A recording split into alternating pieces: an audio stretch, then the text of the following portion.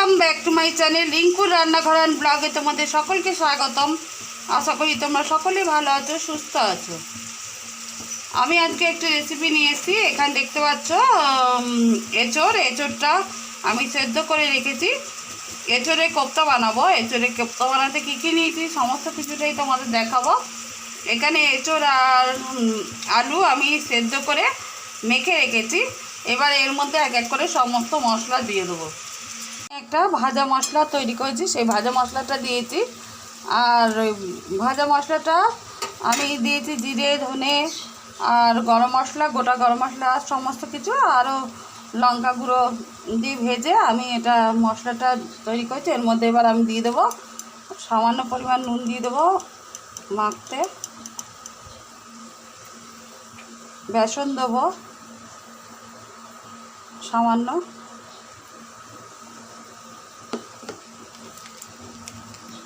হলুদ দেবো, একটু হিং দেবো। দেখো এখানে হিং নিয়ে নিয়েছি আর লঙ্কার গুঁড়ো, আদা বাটা দিয়েছি। এবার দিয়ে এটাকে ভালো করে মেখে নেব। নিয়ে কড়াইয়ে তেল দিয়ে দিয়েছি আর এবার আমি কোপ্তাগুলোকে ভেজে নেব। তেল গরম হয়ে গেছে, আমি এবার কোপ্তাগুলোকে ভেজে নিচ্ছি। এবার এ পাশটা উল্টে দেবো।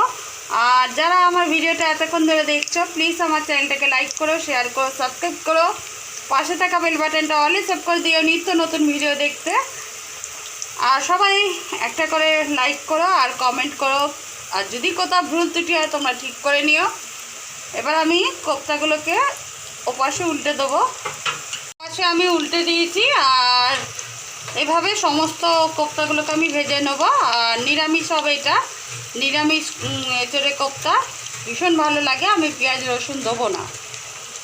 চলো দেখতে থাকো, সাথে থাকো। তেলটা গরম হয়ে গেছে, এবার আমি গোটা গরম মশলা দিয়ে দেবো, তারপর জিরে দেবো। বললামই গোটা গরম মশলা দিয়েছিলাম, জিরে দিলাম আর আলুগুলো দিয়ে দিলাম। ছোটো ছোটো করে আলু দিলাম। তোমাদের যদি ভালো না লাগে আলু দেবে না, আমি আলু দিলাম। আর এবার আলুগুলোকে ভালো করে ভাজা করে নিয়ে আমি হলুদ, নুন একটা পেস্ট তৈরি করে রেখেছি আর সমস্ত মশলা ওর মধ্যে দিয়ে দেবো। দেখো বললামই যে আমি মশলা একটা পেস্ট তৈরি করে রেখেছি। এতে জিরে গুঁড়ো দিয়েছি, লঙ্কা গুঁড়ো, হলুদ গুঁড়ো আর সামান্য পরিমাণ নুন, একটু মিষ্টি দেবো। দিয়ে আলুগুলোকে দিয়ে ভালো করে কষিয়ে নেব। নিয়ে ফুটে গেলে আলুটা সেদ্ধ হয়ে যাবে। তারপর চলো দেখতে থাকো। দেখো আমার মশলাটা মোটামুটি কষানো হয়েই গেছে আর আলুটা দেখলাম আলুটা সেদ্ধ হয়ে গেছে। একটু জল দিয়ে দেবো, আর একটু দিয়ে যে মশলাটা পেস্ট করেছিলাম সেই বাটির যে জলটা ছিল দিয়ে দিলাম। আর এরমভাবে বানাবে, খুব ভালো লাগবে নিরামিষ দিনে। আর কমেন্টে অবশ্যই জানিও। আর যারা ভিডিওটা এতক্ষণ ধরে দেখছে প্লিজ একটা লাইক করে দিও। কেমন লাগলো অবশ্যই জানাবে। এটা ফুটবে, ফুটে আসলে আমি এবার আরেকটু জল দিয়ে কোপ্তাগুলো দিয়ে দেবো। দেখো কোপ্তাগুলো দিয়ে দিয়েছি। এবার একটু ফুটে আসলে নামাবার আগে আমি ঘি দিয়ে দেবো, একটু ঘি দেবো, সামান্য পরিমাণ ঘি দেবো। আর আমি কিন্তু ঝালটা কমই দিয়েছি, তোমরা যেমন ঝাল খাও তেমনই দেবে। আর ঘিটা দিয়ে নামিয়ে দেবো।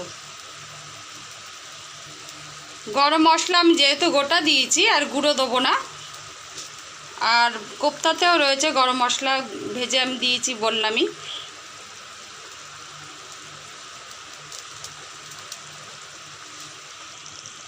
দেখো আমার কোপ্তাটা এবার হয়েই গেছে মোটামুটি।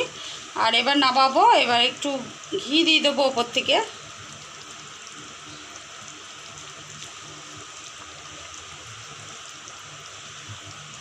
কোপ্তাটা আমি নামিয়ে নিয়েছি। আমার এঁচোড়ের কোপ্তা একদম রেডি। আর নামিয়ে নিলাম নিরামিষ এঁচোড়ের কোপ্তা। কেমন লাগলো রেসিপিটা কমেন্টের মাধ্যমে অবশ্যই জানাবে। আর যদি কোথাও ভুল ত্রুটি হয় তোমরা ঠিক করে নিও। আজকের জন্য আসি, আবার একদিন আসবো অন্য একটি রেসিপি নিয়ে। আজকের জন্য টাটা, সকলে ভালো থেকো, সুস্থ থেকো।